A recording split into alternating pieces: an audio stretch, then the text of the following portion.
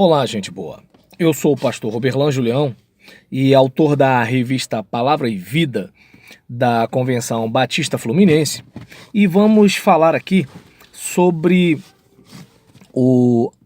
a carta do apóstolo Paulo aos Gálatas, tratando do capítulo 4, dos versos 1 ao 31.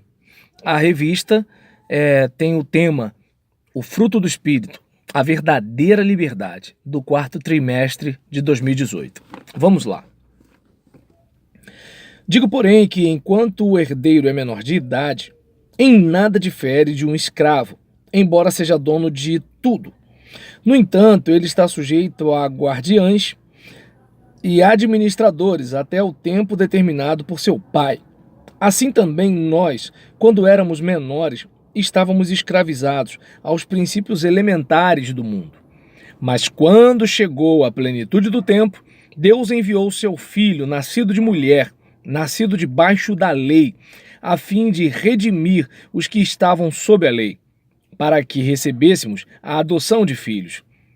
E porque vocês são filhos, Deus enviou o Espírito de seu Filho ao coração de vocês, e ele clama: Abba, Pai. Assim você já não é mais escravo, mas filho, e por ser filho, Deus também o tornou herdeiro. Antes, quando vocês não conheciam a Deus, eram escravos daqueles que, por natureza, não são deuses. Mas agora, conhecendo a Deus, ou melhor, sendo por ele conhecidos, como é que estão voltando aqueles mesmos princípios elementares fracos e sem poder? Querem ser escravizados por eles outra vez? Vocês estão observando dias especiais, meses, ocasiões específicas e anos. Temo que os meus esforços por vocês tenham sido inúteis. Eu lhes suplico, irmãos, que se tornem como eu, pois eu me tornei como vocês. Em nada vocês me ofenderam. Como sabem, foi por causa de uma doença que lhes preguei o evangelho pela primeira vez. Embora a minha doença lhes tenha sido uma provação, vocês não me trataram com desprezo ou desdém. Ao contrário, receberam-me como se eu fosse um anjo de Deus, como o próprio Cristo Jesus. O que aconteceu com a alegria de vocês? Tenho certeza que, se fosse possível, vocês teriam arrancado os próprios olhos para dá-los a mim. Tornei-me inimigo de vocês por lhes dizer a verdade? Os que fazem tanto esforço para agradá-los não agem bem, mas querem isolá-los, a fim de que vocês também mostrem zelo por eles. É bom sempre ser zeloso pelo bem e não apenas quando estou presente. Meus filhos, novamente estou sofrendo dores de parto por sua causa, até que Cristo seja formado em vocês. Eu gostaria de estar com vocês agora e mudar o meu tom de voz, pois estou perplexo quanto a vocês. Digam-me vocês, os que querem estar debaixo da lei, acaso vocês não ouvem a lei? Pois está escrito que Abraão teve 2 filhos, um da escrava e outro da livre. O filho da escrava nasceu de modo natural, mas o filho da livre nasceu mediante promessa. Isto é usado aqui como uma ilustração. As mulheres representam 2 alianças. Uma aliança procede do Monte Sinai e gera filhos para a escravidão. Esta é Agar. Agar representa o Monte Sinai, na Arábia, e corresponde à atual cidade de Jerusalém, que está escravizada com os seus filhos. Mas a Jerusalém do Alto é livre, é a nossa mãe, pois está escrito: regozije-se, ó estéril. Você que nunca teve filhos, grite de alegria. Você que nunca esteve em trabalho de parto, porque mais são os filhos da mulher abandonada do que os daquela que tem marido. Vocês, irmãos, são filhos da promessa, como Isaque.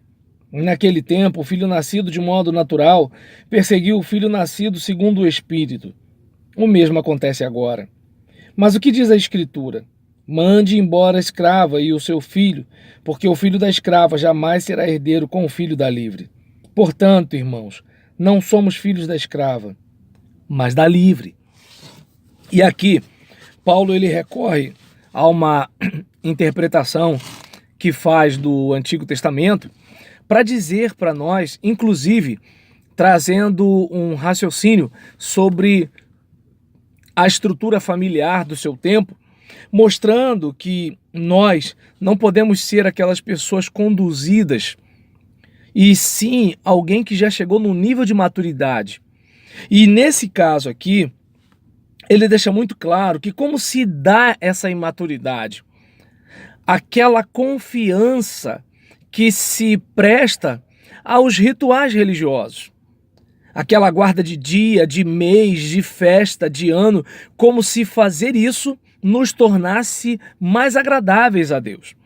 E aí ele também pega o raciocínio de que ele tinha feito tanto esforço para que os seus queridos irmãos abraçassem o evangelho da graça, e agora esses irmãos estão vivendo de uma forma como se dependessem também dos rituais da lei, de modo que eles acabassem ficando presos a certas influências espirituais que, de certa forma, não lhes faria bem e lhes faria escravos.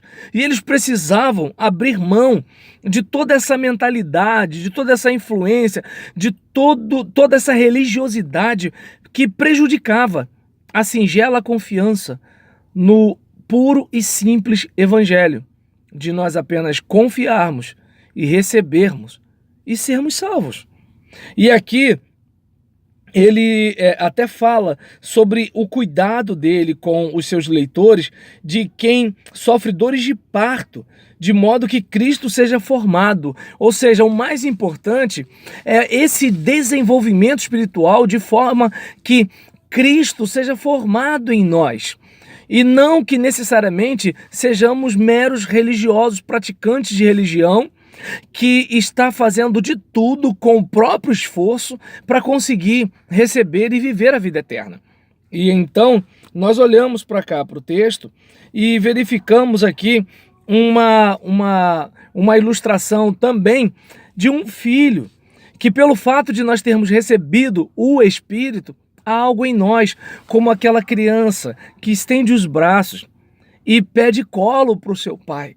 Então que eu e você possamos, espiritualmente, estar de braços estendidos para o nosso Pai, confiando de que Ele vai nos pegar no seu colo e vai nos conduzir, e chegaremos lá.